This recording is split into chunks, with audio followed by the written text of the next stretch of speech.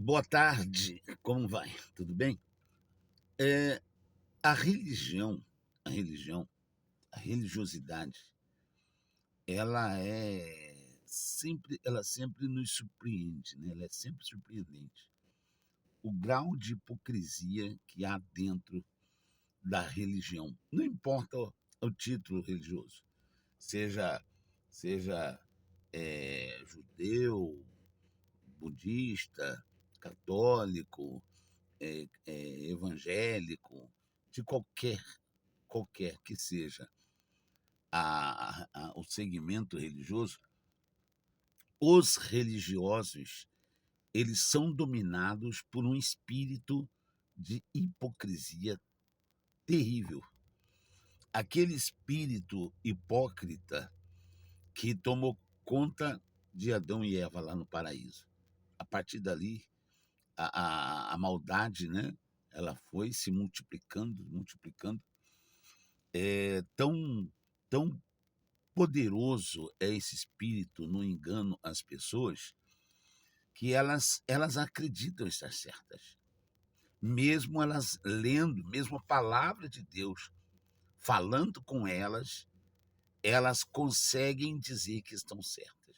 Eu atendi um casal um dia desse, e o marido não era da igreja, a mulher sim, da Igreja Universal, batizada nas águas há 18 anos, mas totalmente sem entender a palavra de Deus.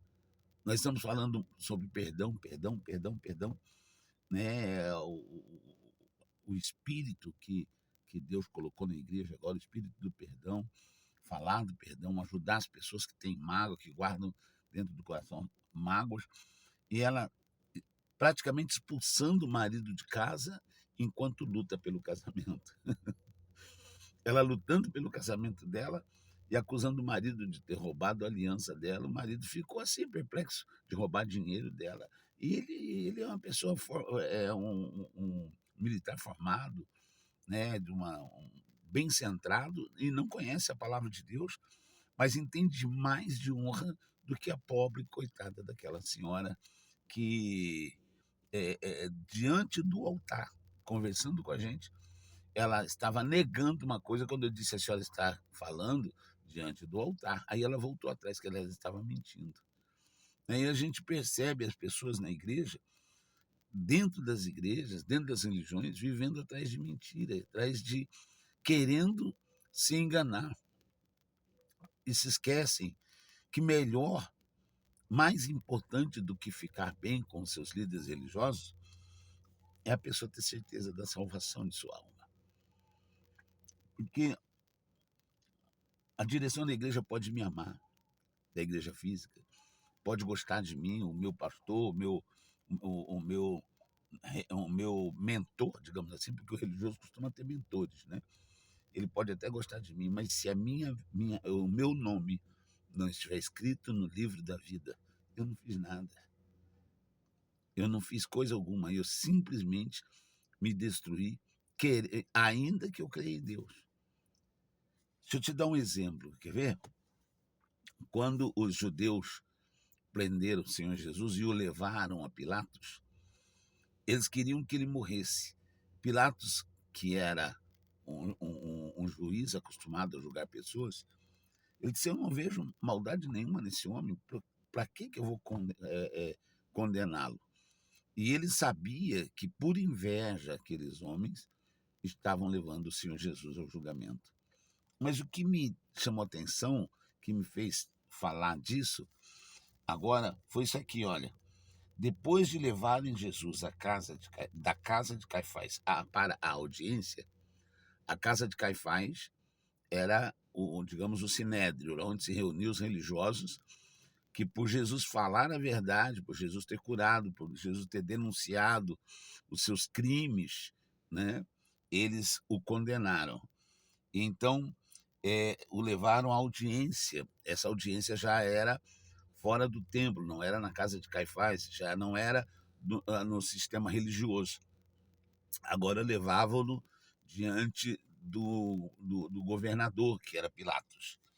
E aí diz assim: e era pela manhã cedo, e não entraram na audiência, os judeus não entraram na audiência para não se contaminarem e poderem comer a Páscoa. A Páscoa era e é, para o judeu, uma das festas mais santas, né? E o judeu não podia entrar, por exemplo, na casa de um incrédulo, que ele ficava contaminado, ficava impuro, imundo. Se ele tocasse numa pessoa que não fosse da religião judaica, não fosse circunciso, ele ficava imundo e não podia comer a Páscoa. Ele não podia participar da Páscoa.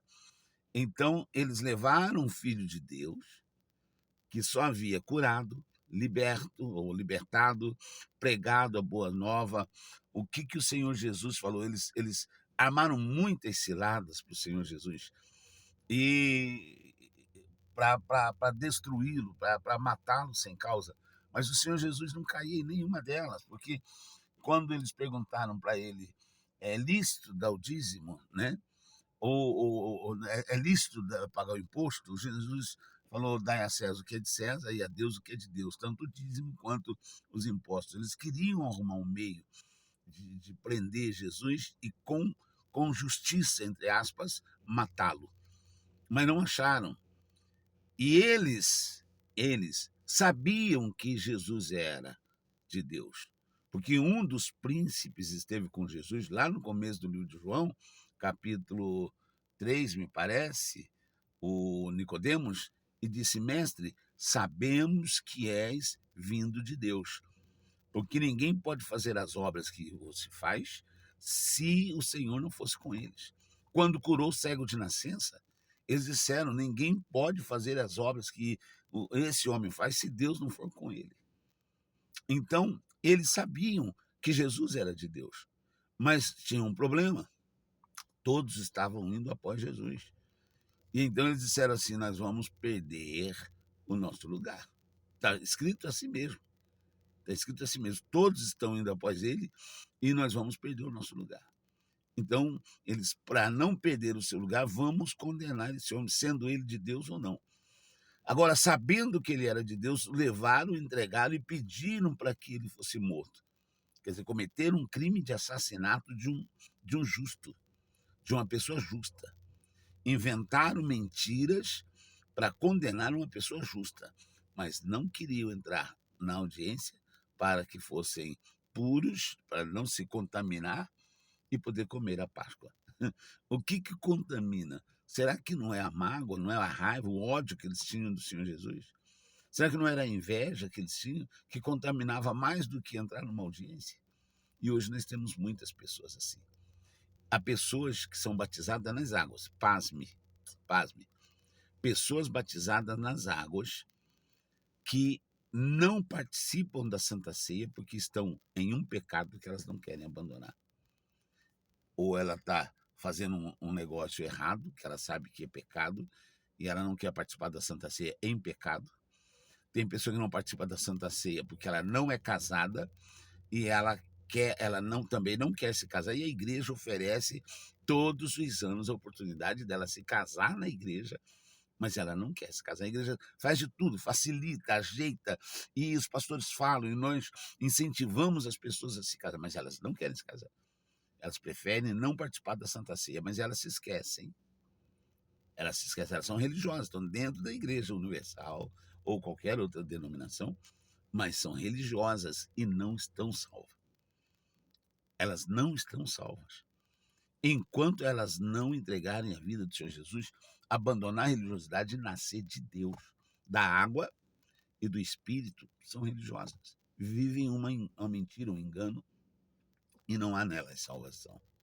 Então, essas pessoas, elas, elas não participam da Santa Ceia da mesma forma que aqueles judeus, né? Eles não queriam participar da Páscoa contaminados, mas se contaminaram condenando o próprio Filho de Deus.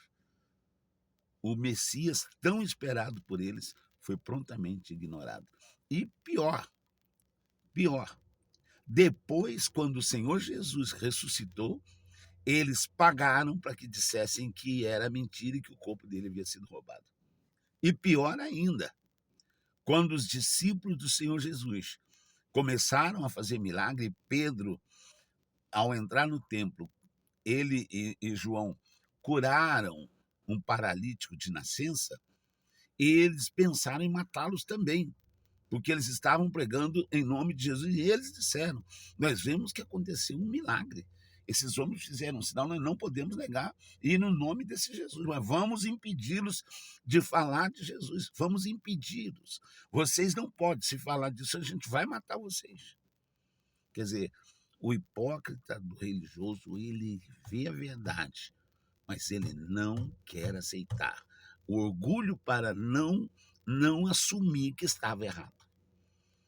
E ele, enganado pelo diabo, com toda a sua religiosidade, vai galgando ou descendo os degraus para o inferno. Infelizmente.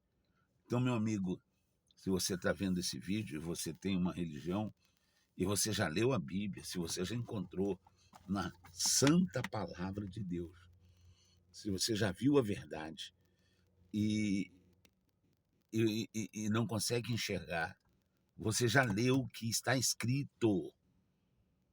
E ninguém, religião, nem líder religioso, nem ninguém pode anular a palavra. O que está escrito, e toda ela vai se cumprir. E aquele que crer e for batizado será salvo, e quem não crer, ou seja, não adianta dizer eu creio. Nós temos muitas pessoas na igreja que dizem que creem, mas não se batizam, não entregam a vida. E a Bíblia diz crer e for batizado. O primeiro passo do crer é arrepender-se dos pecados e em seguida se fazer batizar. Fazer uma aliança com o Salvador. Sepultar a velha criatura e nascer de novo. Quando sair das águas, nova criatura. Agora, da família de Deus. É isso o que vai levar a pessoa à salvação. Fora disso, meu amigo, é hipocrisia. Desculpe, tá? Não quero te ofender, mas eu tenho que falar. Se você crer, se Deus te revelar, você vai crer. Se ele não te revelar, pelo menos, você já sabe da verdade. Ainda que você diga que não creia, tá bom? Se está escrito, tá? Vou fazer uma oração por você. Vamos orar juntos por nós, né? Por nós, eu também preciso. Senhor nosso Deus e nosso Pai, ninguém crê, ninguém vem, ninguém entrega a vida para o Senhor, se o Senhor mesmo não revelar. Então, meu Pai, ouve, por favor, a nossa oração. E que essa palavra, ela chegue a quem precisa. Ela chegue àquela pessoa, meu Deus, que está em dúvida se ela aceita ou não aceita Jesus.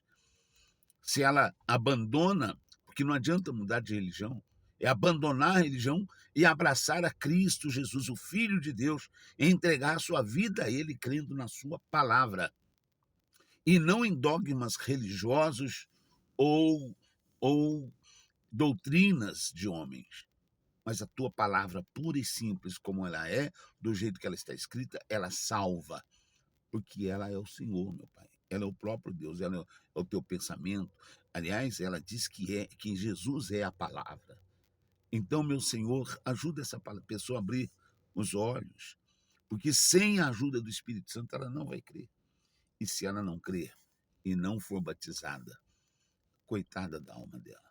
Porque ao sairmos do corpo, meu Pai, nós já sabemos, o dono de nossa alma nos esperará do outro lado. E aí não tem vela, não tem oração, não tem vigília, não tem nada que possamos fazer pelos que já foram.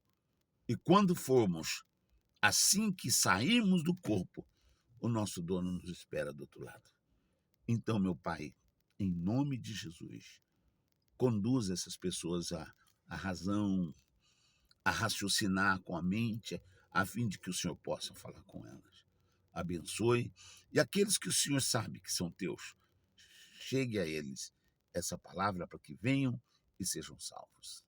Eu entrego, meu Pai, a nossa vida, de todos os que creem em tuas mãos, em nome do Senhor Jesus. Amém. Amém, meu amigo? Que Deus te abençoe.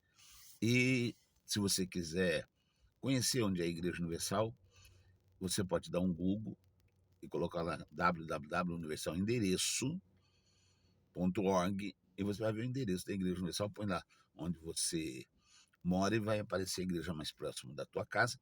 Ou você vê lá www.pastoresonline.org e você vai ter acesso a um pastor que está agora, nesse momento online, para te ajudar. Se você tem insônia, se você tem depressão, tudo isso tem cura, tá bom? Que Deus te abençoe e te guarde.